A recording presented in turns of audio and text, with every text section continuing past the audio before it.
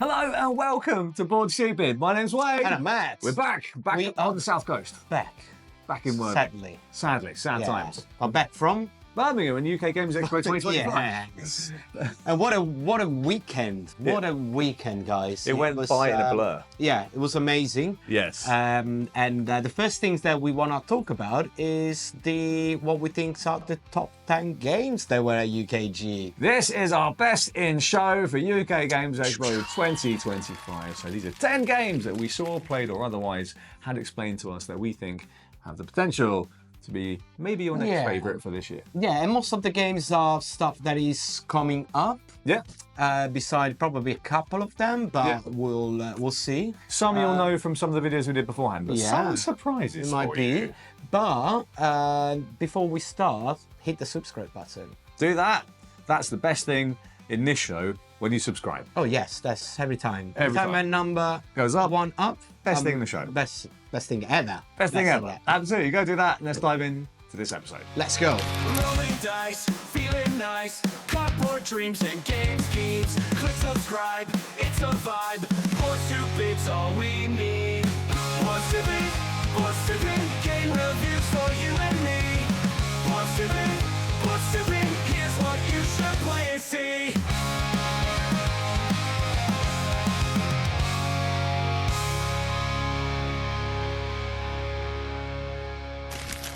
Matt, number 10 on this list is Czech Games Edition's brand new upcoming game. Yes. Tile laying game, of course. Wispwood. So I really enjoyed this game. This was a game that I think felt better to play than I thought it was, and it was really enjoyable. Yeah. It's doing something quite interesting in the tile laying space. Yeah, so basically you got a market tiles in the middle, a circular market tile. But basically on top of that, you're taking that one piece from this central market tiles, and that is your wisp. Yeah, your wisp that you take. You're gonna put it down on your board, creating different type of squares. Different grids. First turn is 3x3, and 5x5, then 6x6, and it goes larger.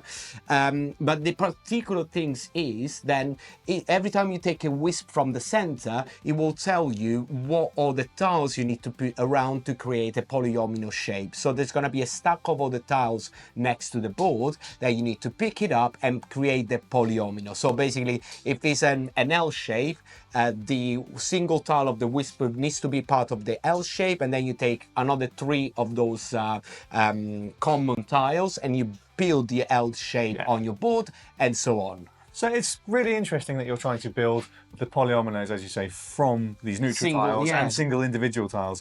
And the interesting puzzle comes from that sort of King Domino-esque specific restricted grid size. You can only go like first 4x4, 5x5, 6x6, growing over the course of the game. And then what happens in between each sort of round, you need to clear all of the common tiles. Yes. Where you're just left with the wisps. Yeah. Then you reset the market, and then you're playing again with a slightly bigger grid, trying to kind of link the wisps up again in a different way. Exactly. So then you will have like empty spots in between wisps that you need to think about them when you put in the wisp in the turn earlier, because otherwise you might find out that there is a hole in the middle of your grid that you can't fill with anything else. Absolutely. It was really good. Again, we played with a prototype. Still version. Some final production things to change. Yeah. We saw it. Some of the components were, of course, prototyping. Them already, but prototyping. Yeah, absolutely. So we'll see more of that as we come towards Essenspiel, and that's Wispwood. Wispwood. Number 9, Matt, was a game that we sadly didn't get to demo due to scheduling, but we did have a long, in-depth conversation with the team at the booth, and we read through the rulebook while we were there as well. Yeah. And what game is this? Are you talking about Kinfire Council? This game, the more I asked questions and the more I was told answers, the more I wanted a copy of it, and it made it more angry that it's not available for me to take home. It sounds great. Super cool. So Kinfire Council is part of the Kinfire universe. It's something that the guys have created, this kind of like new IP that they created from scratch. And we got Kinfire 12. There are the like 1-2 player little games like a puzzly dungeon. There is the boss battler, there is Kinfire Chronicles, and that is more like a boss battler / dungeon crawler. While this one is actually it's a worker placement that reminds me a lot of something like the King's Dilemma. It's a worker placement semi-cooperative game. Yeah, so you basically are part of the council of Kinfire of the city, and you will place your workers trying to achieve more glory. So you having your families being the richest and the most potent in the city, while working all together around the table, because at the end of the day you still need to feed the people that live in the city. You still need to protect it. So there is that.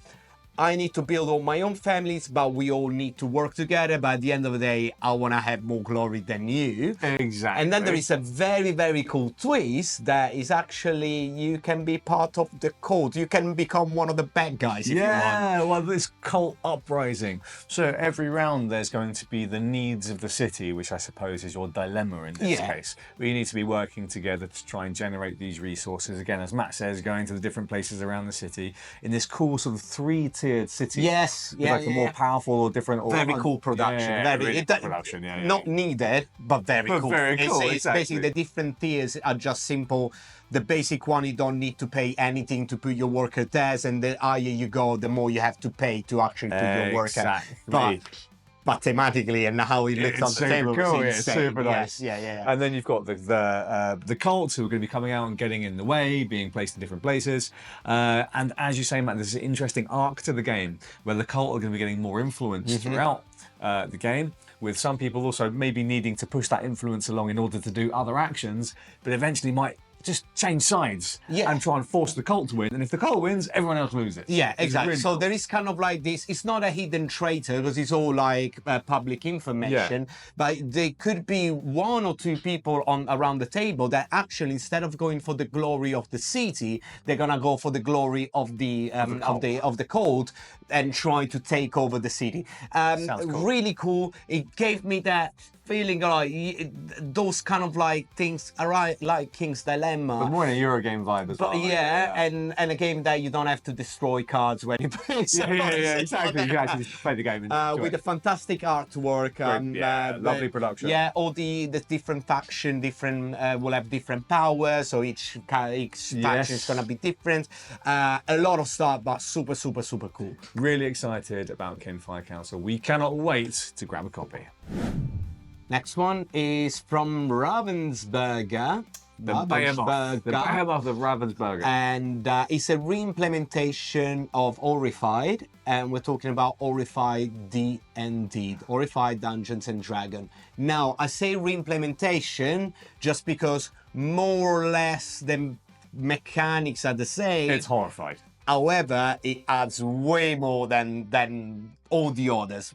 All the others are good. They're great, but love Horrified. This is gonna be best. This is really If you're a Dungeons Dragon, if you're a Dungeons Dragons fan, and you like cooperative games, this is gonna be a look, I think. So all those normal things that you know about Horrified, all the things you know and love, will be there. So you got the map, you go around, you got different monsters. You need to do the mini games to beat the monster, and then blah blah blah. That stays because that's the Horrified stamp. That's the structure of the Horrified. But couple of interesting twists. Let's talk about the board first. So they've added things like shortcuts through the different places on the magic map. Teleports. Teleporting, magic circles, etc. that you can go between locations. But not just you. Also, some of the monsters will be going through those locations as well, potentially making things worse for you. That's the first bit, which is really cool.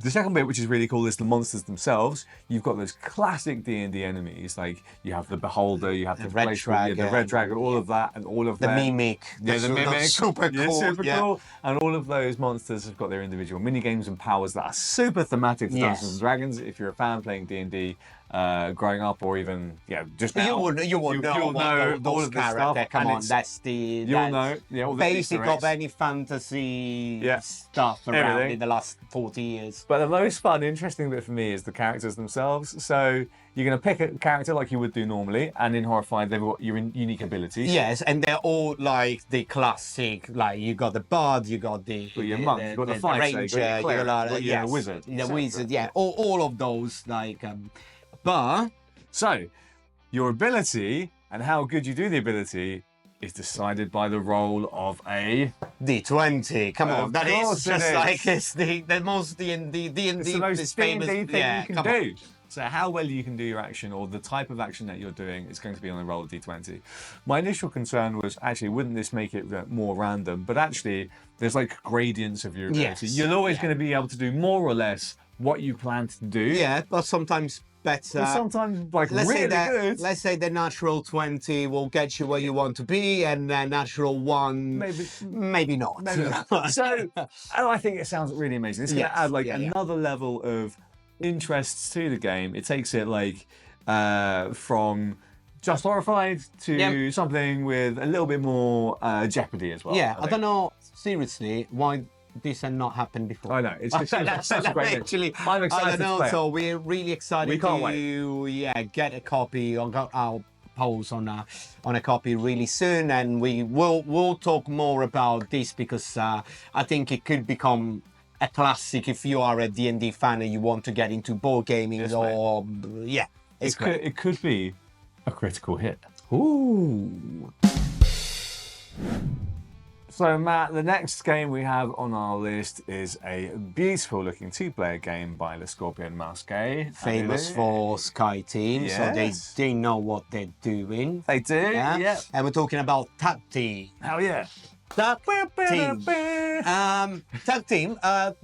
Take something like Marvel vs. Capcom, the 90s Street Fighter, like, and basically made it a board game.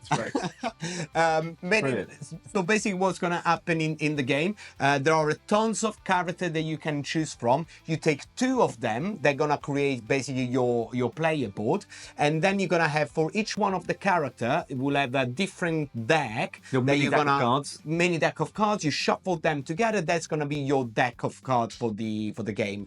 Now what it's going to be? It's going to be something like an auto battler, because you're going to start flipping the cards and see what happened while your opponent do the same, and you're basically, all the cards is going to be like punch this, punch that, kick or stuff like this. Yeah, doing different effects as you go through. With, of course, each character will have superpower, or will have different types of special abilities that can synergize with the other character that you choose for your combo. So if I can put it up, think about Dice Strong, but without dice. Well, more like with a more of a card system, a deck system, rather than the card. Absolutely. But it gave me very much that vibe. Yeah. And put it together with that Street Fighter-y thing. So just like, it was like absolutely blast. Well, absolutely. So this is, if you've ever played Challengers, or if you've ever played Wizard Cup. Wizard Cup. Yeah, that was the This is one. exactly that type of game, and it's not just the auto battling. You're also deck building. So at the start of the game, you basically just have one card which you're going to play, and it's going to have some effects, and then you'll get the ability to buy more cards, and then you're going to play those, and you're going to develop a meta game versus your opponent. Yeah. And it is super fun. We can't wait for Tag Team. Let's go. Matt, moving up to the number 6 spot in our top 10 list, our top 10 best in show.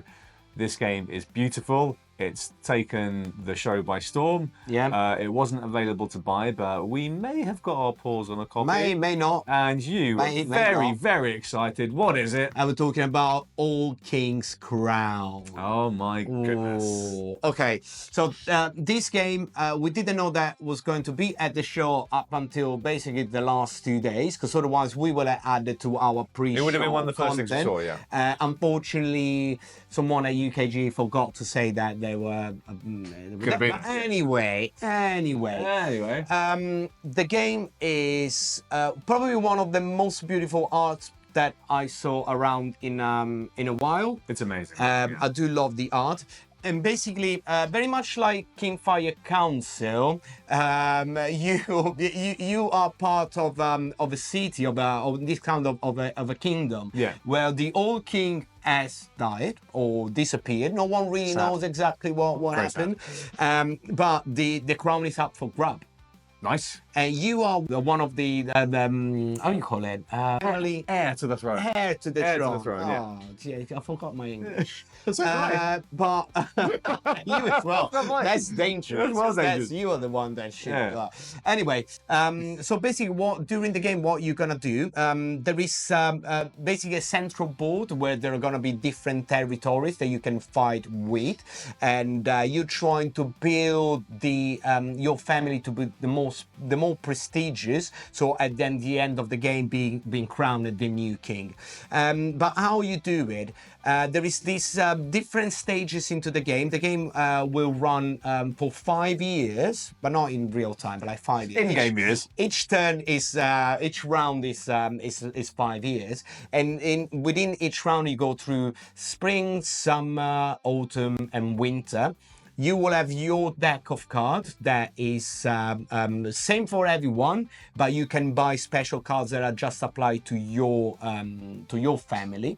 And basically, you're building your deck to do what? To do kind of like a blind auction when you go and fight for the territories of the stuff that you want to conquer. So you're gonna put all the player will put some cards next to the territories that they want to fight in, and everybody's gonna turn the cards and see each card will have a value. That is gonna be the power that you adding to your the power that you want to put in that territory.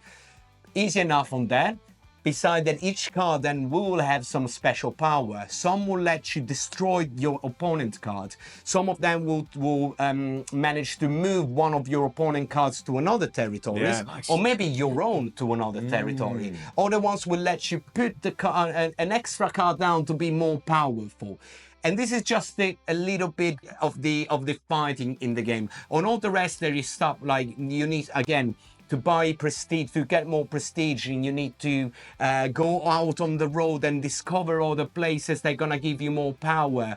Or you will have to conquer this or that place, so they're gonna come on your board, and that's gonna give you active permanent advantage. And there is a lot of going on in the game, and yes, it's gonna come on the table really soon because it's super exciting. Stay tuned for much more coverage of Old King's Crown. Yes, we'll do a big thing because it deserves a big thing. So, Old King's Crown.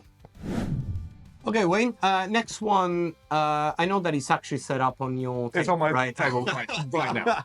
It's on my table right now. And we're talking about... Luthier by Patterson Games. Exactly. So Luthier is a game of creating beautiful musical instruments in the Baroque through to the Romantic period of musical history. And you are going to be competing against your fellow Luthiers or Luthiers to create the most beautiful instruments and have the most prestige during the game by having those instruments played by the famous musicians of the era, by having composers use your instruments as well. And this is a really interesting game of worker placement combined with blind bidding, where all of your workers will have a specific power, as in a power level. You've got your head of your family, who is the most powerful worker, and then like the new apprentices that will just add a little bit of power. Yeah, but not that much. But not that much. And you're going to, on the sort of planning phase, you're going to be placing these workers out on the different locations. They're going to do things like get you new instruments, or maybe go out to do some repairing of people's stuff, or maybe to do a big performance at the concert. And be sure that your violin is the one that is in front of the orchestra. Exactly. That is going to be the first part. You really want that to be first violin. Or going out to the salon to maybe recruit more patrons, to maybe pay you to make a new beautiful instrument. Yeah, or maybe we'll have Beethoven asking exactly, you for or maybe I want to do exactly that. And you can me going to a place doesn't stop you going to a place. We can both do the action, but the order that they get done in depends on the power of the worker. And so therefore, I might take the thing that you want before you get to do it. Or if I put a high enough value worker there, I might get to do a bonus thing as well that makes it even better. So some really cool constant interaction between the players. These things about putting the workers down with the power number hidden and then reveal it, and it's like, oh, you thought you were going there, right? Yeah, exactly. That's super cool. Super nice, and then everyone can still do the thing, but whether or not you'll get what you want exactly will depend on how much you really wanted it. Yeah, and the production goes without saying. That is so insane. I mean, all these games that we've been talking so far, and the one we will talk about later, the production levels have reached like peaks, like absolutely insane. We say it every year, but production this year is it's just going higher and higher, and unbelievable. But beautiful game, Luthier, and we are very excited. Again, we're going to be covering this in much more detail. Yes, very soon. So keep an eye on the channel, but just suffice it to say, it's a fantastic game. Matt, it's time for Mighty number 4. The Almighty. The Almighty by Keen Bean Studios. What a game this was. What a game. So we played the demo with the designer on the Sunday. Malachi. Great mate, great lad. Love it. Good lad. Of course, they are the guys that last year brought us Powered Vacuum. Again, an amazing game. So going into the demo, I knew that the game was gonna be good. Because the guys got always like a nice twist or a nice quirky things about everything they do. Yeah. So it's never just the game that you would expect. It will always be, and this one, to be honest, didn't disappoint. Didn't disappoint. It was just like exactly the same. So in the game, what you do is you are a god. There are 4 different gods you can choose. You have the sun god, the storm god, and the wind and the water. And all the gods that you can imagine you can be. How many gods do you want? You can have all of them. There are at least 4 gods. Each one with their own particular power. Some asymmetric gods. Yeah, all asymmetrics. And then you got this beautiful kind of like a tapestry board that you put in the middle, divided in 4 different sections that represent 4 different territories. And what you do during the game, you try to create life and create the population, because of course you're a god. Of course. So you want the population to prosper, to grow, and most importantly, believe in you. Yes. But sometimes someone will not be that nice and will not believe in you, so you can actually smite them. You smite them, or you banish them, or you curse them.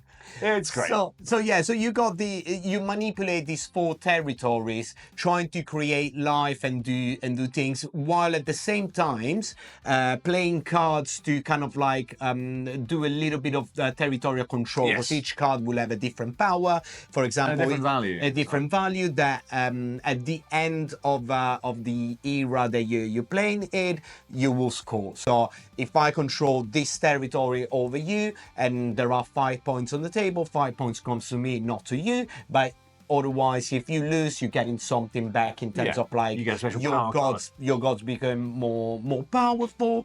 But you playing on 4 different territories at the same time, so you know which territory is gonna score next.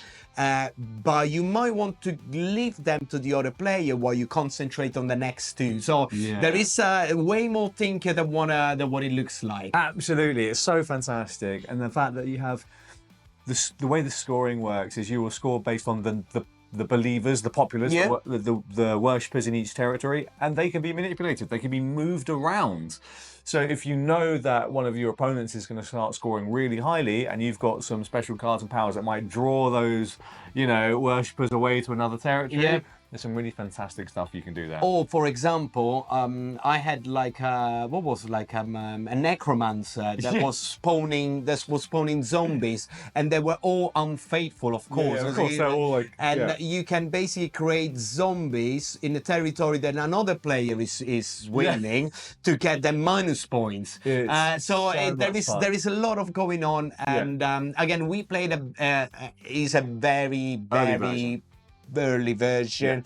A lot of things were changing because the guys were literally playtesting with as many people as possible to kind of like refine the rules. There was some guys who were like, what's this rule? I was like, forget about it. But the potential is there to be another hit like Power Vacuum was last year. When we think about the amount of fun that we had in the games that we played at UKGE, this is right up there. Oh It was yeah, an absolutely, absolute blast. absolutely. So we can't wait to get to the actual game of Almighty. Yeah, bring on the next version.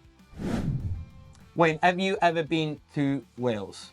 I have been to Wales a couple of Have you? times. Yeah, I've been to Wales. You know what? Then I've been on this island for 15 years. Yeah. And beside Cardiff, I haven't really been in Wales. Ah, I see. But during UKG, we kind of like been in Wales because we've been playing a lot of Tenby. We went to Tenby in our visit to UKGE. Do you know where is Tenby, by the way? Yeah, it's on the southwest coast of Wales, I think. Fair enough. Yeah, seaside We'll put town. a map or We'll put a map. We'll find it. I think it's there. We should go. We should go and visit. Play Tenby and Tenby. Yeah, because Tenby. It was really, really good. And this was our surprise of the show, the surprise find, the unexpected. Yeah. And this is the beautiful thing about UK Games Expo and the other expos. You can just walk around and find an indie darling or an indie gem that you'd never heard of before. And we had never heard of it before. No, like We had zero knowledge of this game. it was on Kickstarter apparently like a year ago, or whatever. like that. It was just but it doesn't delivering. have any publisher. It's literally just like the guys doing the game A cozy club. and bringing it to UKG to sell it. And that is it. And we were walking through the press show and we saw what it was. And I think Benji and his partner sort of waved us over to take a look at it and went, oh, that looks really, really cool. It sounded really cool. And then through the show, we were looking at it and maybe we'll go and play it. And we went to play it and oh my God, it's so good. It is. This is really cool. It's a city building game. That's essentially it. You're creating this beautiful seaside town using the King Domino-esque selection mechanism. Yes, yeah. So you got a central market where you gonna buy cards for your city, for your town. Each round you will have different buying power depending on which round are you gonna be. So if you are the last one on a round, you're gonna be most likely the first one on the next round. But you can buy basically houses or the piers or the monuments, etc.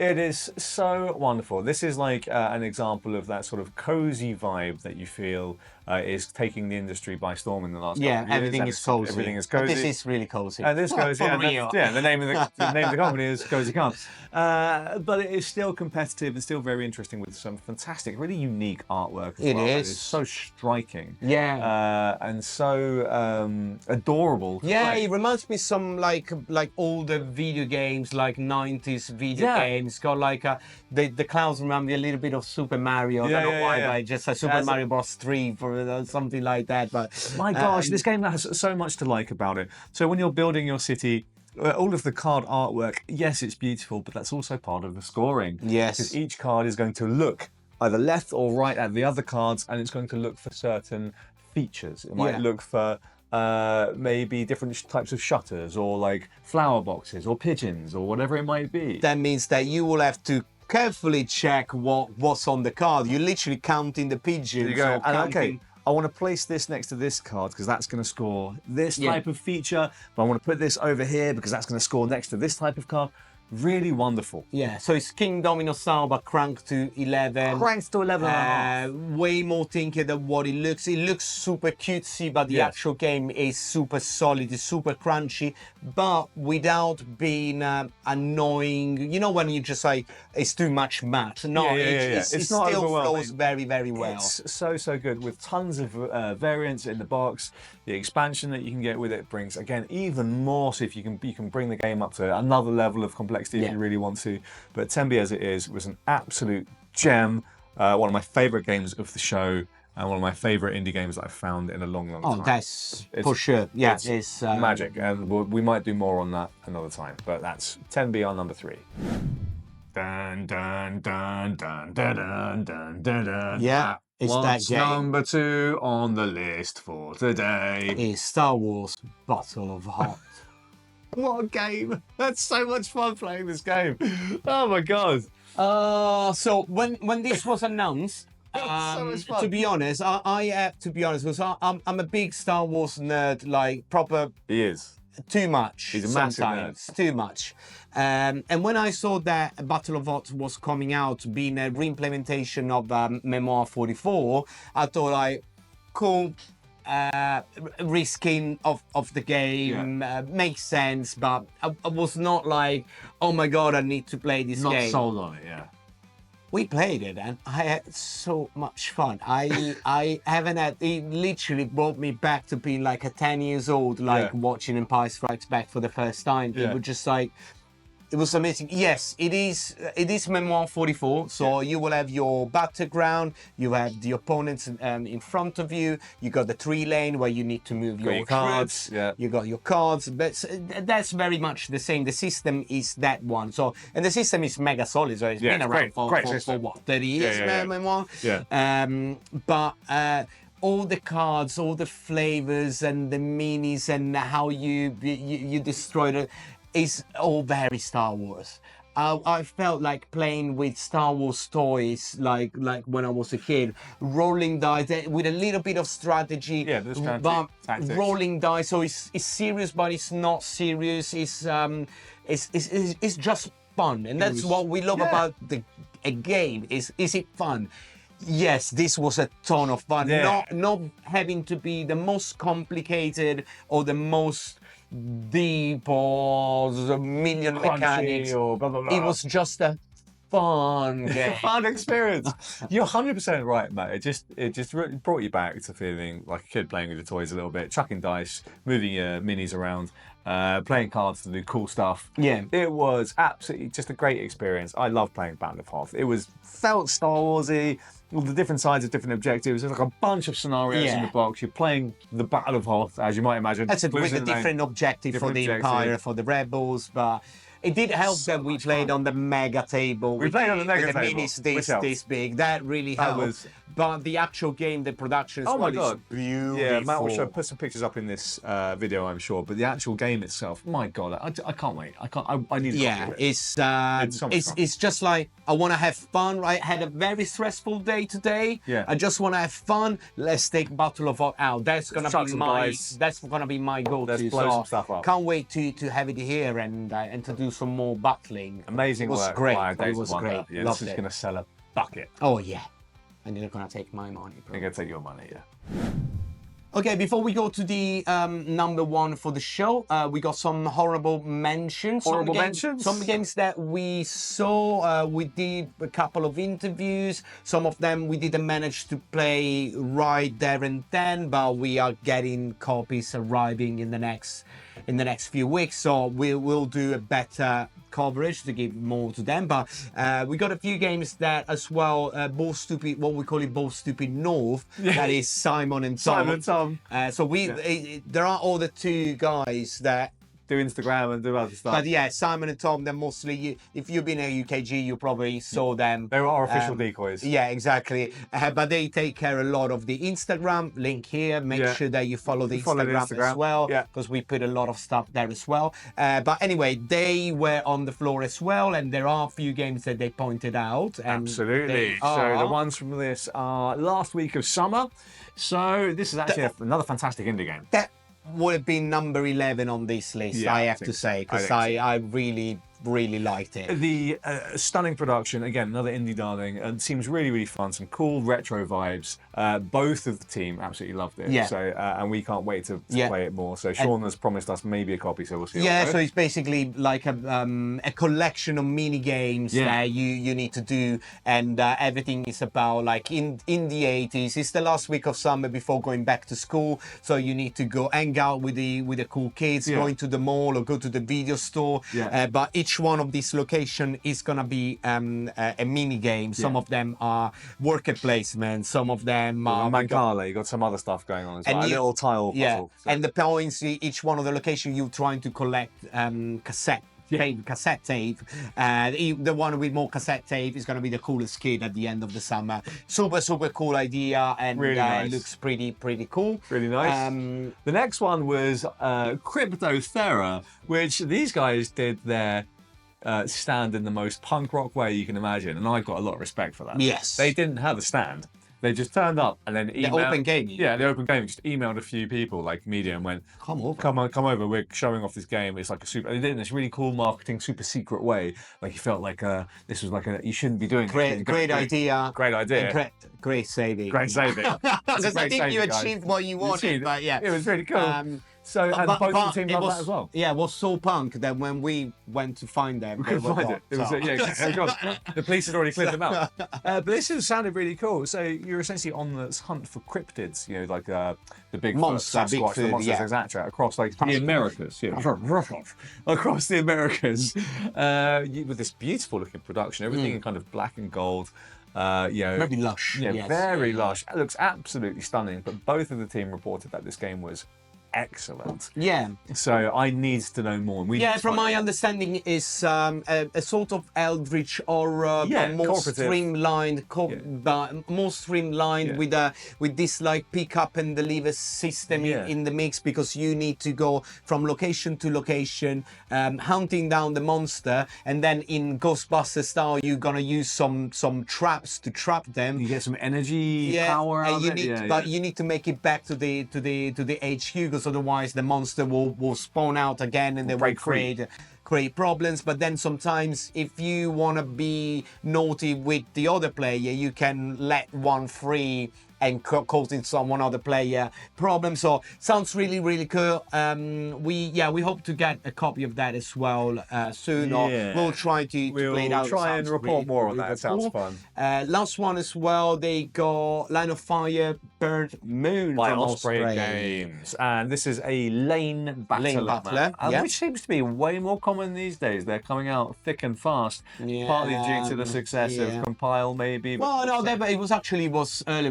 Burnt Moon was presented last year at SC. Oh, okay, yeah. I think it's just maybe like maybe just. Yeah, probably same times. The right. Just for the Emperor was another one, and then before, there seems to have been a few. I think it's a different way of using cards. That is kind of like, it's still a card game, but the fact they're using in a different way kind of like help out. Hey, look, I'm all for it. I love the system anyway, and this has an absolutely stunning, beautiful artwork. Yeah. It's set up in the Undaunted Callisto world. Universe. Loosely based on Undaunted Callisto, and Simon reported that this was absolutely fantastic, and he bought a copy himself. So we'll play soon. And we'll play this very soon. But let's go to the actual winner. Wayne, there was one game that took UKGE by storm. There was only one game everyone was talking about. Yeah. That caused so much buzz. And I have to say, you couldn't find a copy of it because everyone bought it. We were very lucky that we had a demo with the designer on the 9 a.m. on the Friday. So the first things on day one, we were invited to the table to play with Danny Stranding as well. She was there, lovely Danny, and the designer that, if I remember right, it's called like Matt. It's called like me. Right? Yeah, like Matt. It's a cool guy. Yeah, it's Matt Leacock. So we're talking about Lord of the Rings: The Fate of the Fellowship. This is a pandemic system game by Matt Leacock. But Matt, it did not feel like a pandemic system game. It felt very like a fresh take on the whole feel of it. It was great. Yeah, and we, while playing we are lucky enough to play with the design with Matt Leacock, and playing it, you there for an hour, you chat, because we played the entire game. So you have a chat and you start talking about it. Matt is absolutely adorable. He's a great lad. And great lad. We were like, honestly, like, Matt, we played so much pandemic that we got sick of it. We got to the point where it's just like, we've done all the legacy stuff, and we're just like, I can't do this anymore. But then we received the rule book a few weeks in advance of the UKGE, and I was like, mate, I'm reading this. This is good. Yeah, it sounded cool just reading through it. And playing it was even better. Yeah, because you got that familiarity of pandemic. You see there is the backbone of pandemic without having ever coming out as pandemic, but is the frame that is built on top of that is majestic, and is Lord of the Rings to the core. It's not. It doesn't feel like a reskin or something that is being built on Pandemic, like the World of Warcraft version or the Clone Cthulhu Wars version one, or the whatever. Cthulhu. All of those are Pandemic rejiggled, but it's the same. This one is. It's a different. It's its own game. Yeah, it's really fabulous.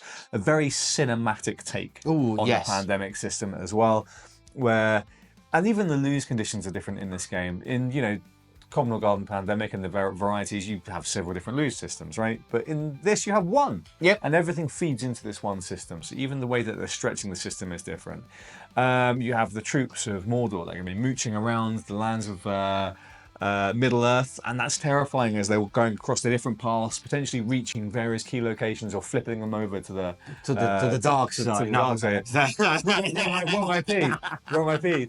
Flipping over to Sauron. But then you can fight them back because there is battling in this game. You're going to be chucking dice. You're going to be fighting. Yes. Which is really fantastic. And the game arc will end with this epic final roll in the Barad-dûr dice tower. Because you need to hope that Frodo doesn't lose hope. Exactly. And actually throw the ring into the fire. You need to manage to do it. So there is so many systems going on at the same time, because you can recruit more troops. Recruiting troops to fight. Of course, Sauron will get more troops on the board. As well. At the same time, you control 2 different characters. Yeah. Each character with different powers. And at the start of your turn, you can always decide you got 5 action to take, and you can choose 1 to take 4 action and the other character to take 1. So there is always a balance between, all right, I do need to move Frodo, but maybe I want Legolas on this other side of the map to start clear a little bit of the enemies, because otherwise I will not make through. And then you, of course, all the cooperative side. Oh, Wayne, why don't you take Aragon while I'm going there and trying to sort this one out? It felt such a refreshing. Yeah, really refreshing. And again, it's not Pandemic. It's Lord of the Ring, Fate of the Fellowship. Yeah. It felt like its own game, and what a game. Yeah, really fantastic game with a beautiful production. Actually looks way better in person than on the yes. Really great little Easter eggs across the map as well. Fabulous achievement by Z-Man Games and the team at Asmodee. Yeah, well done, guys. Really, brilliant stuff. That's our number 1 for Best in Show, Lord of the Rings, Fate of the Fellowship. So Matt, from the 600, 700 or so exhibitors, those are our top Best in Show games. And my gosh, there was so much to see, and I felt like time just ran out. Yeah, they should make UKGE like 2 weeks. I need 2 weeks. Not 3 days. To play things that I want to play. I missed out on so much, and I'm so sad about it. But we're going to try and catch up as best as we can and cover those games we missed in our normal content as we go through the year. We had so many interviews. We saw a lot of things like behind closed door that we've been promised to not say anything about it, otherwise the FBI is going to knock at the door. Asmodee will be there. Hello, can I help you? Agents Mulder and Scully, FBI. Another publisher again. We can't. But as soon as we can, we'll let it out. But yeah, it was fantastic. It's an amazing show. Again, can I say thank you again to all the people that came for the giveaway. Thank you everybody who came to find us. Oh my God, that was such a great vibe. We're going to talk more about that, I think, in other shows. But it was literally one of the best things I ever did. I can't not mention like all the time, because it was speaking with all of you throughout the days. We speak with. I'm not saying. I'm not making it up, but we'll talk with, I don't know, 100 to 200 people, 200 of you. At least 200 people. Absolutely it was wild. Fantastic. We had such a great time to see so many faces and then speak with them and give hugs or taking photos. Was great. It was absolutely insane. Best show ever. I loved it. Yeah, this was the best UKGE ever. But saying that, we're gonna do more. We've got to do more. We've got more to do. We've got more to plan. And now we're going to be on the road to our summer season. And after that, we've got, of course, Spiel season. But before that, we might go to Berlin. We're going to Berlin for the Berlin. Spielzeugstein. Wait. Start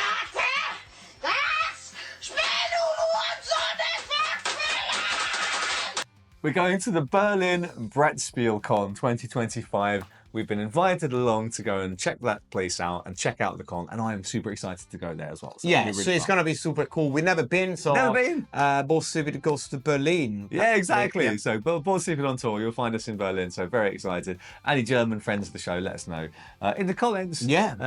Are you going to be there? If you're going to be there, let us know, and we'd love to come and say hello.